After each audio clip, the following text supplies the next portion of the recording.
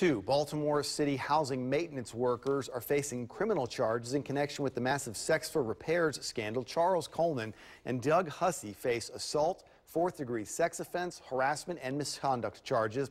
Last year, several women came forward claiming maintenance men in Gilmore Homes and other city housing projects had demanded sex for repairs to their homes. The women settled their multi-million-dollar lawsuit with the Housing Authority. It's a class action lawsuit, so more women can join. Those who fought to bring this to light see this as a victory.